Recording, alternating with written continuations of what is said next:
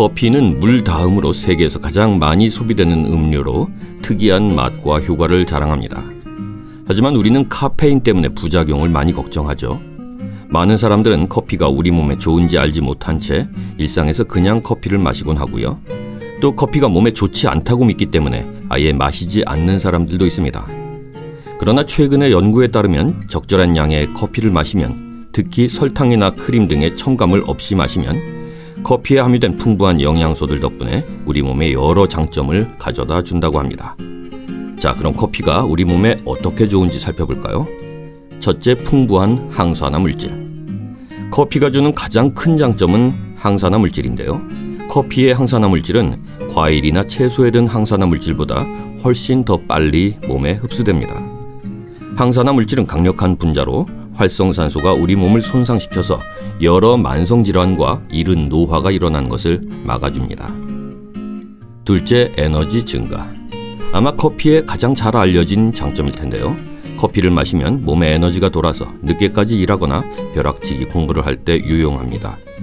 커피의 주요 성분인 카페인이 뇌를 자극해서 집중력을 높여주는 거죠. 셋째, 제2형 당뇨병 위험 감소. 현대사회에서는 너무나 많은 사람들이 당뇨, 특히 제2형 당뇨인 내당성 장애로 고생하고 있는데요. 이 만성질환은 적당한 양의 커피를 마시면 예방할 수 있습니다. 미국 화학협회에서 발간한 연구에 따르면 하루에 커피 4잔 정도를 마시는 사람들은 제2형 당뇨가 발생할 확률이 거의 절반가량으로 줄었다고 합니다. 또 하루에 커피를 한 잔 더 마실 때마다 성인 당뇨병에 걸릴 위험이 7% 정도씩 줄어든다는 연구 결과도 있습니다. 넷째, 간 보호. 간은 우리 몸의 건강을 위해서 필수적인 역할을 하는데요. 간염이나 지방간 등의 만성질환에 걸리면 간의 기능이 제대로 작동하지 않습니다. 연구에 따르면 하루에 커피 서너 잔을 마시는 사람들은 지방간에 걸릴 위험성이 현저히 줄어들었다고 합니다. 또 간경변의 발생 가능성도 낮아졌다고 하는 연구 결과도 있습니다. 다섯째, 우울증 예방. 미국의 국립보건원이 조사한 바에 따르면 적당한 양의 커피를 마시는 사람들은 그렇지 않은 사람들보다 우울증이나 부정적인 감정으로 고생할 확률이 10%가량 낮다고 발표했는데요. 바로 커피의 항산화 물질 때문이라고 합니다. 여섯째, 뇌 건강 개선. 커피에 든 항산화 물질과 여러 영양소들은 치매 등 퇴행성 질환의 위험성을 낮춰줍니다.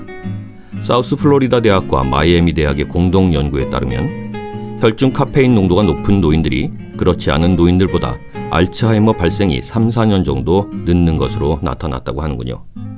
커피의 작용으로 알츠하이머를 물리치는 성장인자 수치를 높인다고 합니다. 일곱째, 훌륭한 뷰티 보조제. 커피를 마시는 것 말고도 몸에 바르면 상당한 미용 효과를 볼 수 있다는군요. 커피가 셀룰라이트와 죽은 피부세포 제거에 효과가 있기 때문이라는데요. 혈류가 개선되고 주름, 기미와 잡티를 줄여준다고 합니다. 그래서 많은 화장품 회사들이 커피 성분이 포함된 제품들을 선보이고 있죠. 여덟째, 피부암을 물리친다. 미국 암연구학회가 발표한 연구에 따르면 커피는 세계에서 가장 흔한 암인 기저세포암, 즉 피부암을 예방하는 것으로 나타났는데요. 하루에 커피 3잔 이상 마시는 여성은 피부암 발병 위험이 20% 낮아지고 남성은 9% 낮아진다고 발표했습니다. 아홉째, 전립선암 예방. 하버드 공중보건대학은 하루에 커피를 6잔 마시는 남성은 가장 위험한 형태의 전립선암에 걸릴 확률이 60% 낮아지고요. 다른 종류의 전립선암 발병 위험은 20% 정도 낮아진다는 연구 결과를 발표했습니다. 네, 이렇게 커피가 우리 몸에 유익한 점이 많다는 사실에 새삼 놀라게 되는데요. 네, 여러분, 분위기도 맛도 즐길 수 있는 커피를 하루 서너 잔씩 편하게 즐기시되 가급적 믹스커피 대신 블랙커피로 즐기셔서 건강도 함께 챙기시기 바랍니다.